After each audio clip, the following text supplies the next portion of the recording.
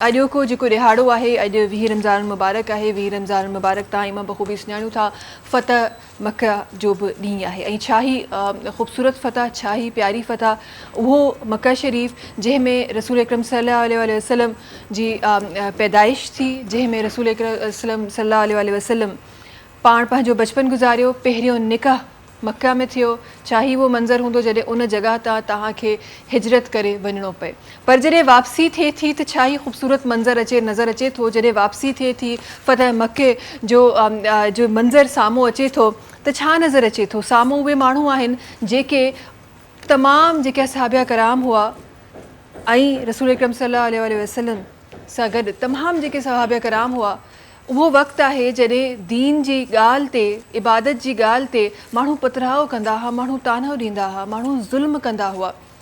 हिकु रिवायत मुताबिक़ त हज़रत अली करमल्ला वजह खे चादर विझी गलो दॿाइण जी कोशिशि कई। ही उहो वक़्तु, उहे तमामु माण्हू साम्हूं बीठा आहिनि, पर वापसी कंहिंजी थी रही आहे? वापसी रहमतुल लिल आलमीन जी थी रही आहे। हिकु ऐलान अचे थो ऐं सभिनी खे माफ़ कयो वञे थो। सुभान अल्लाह।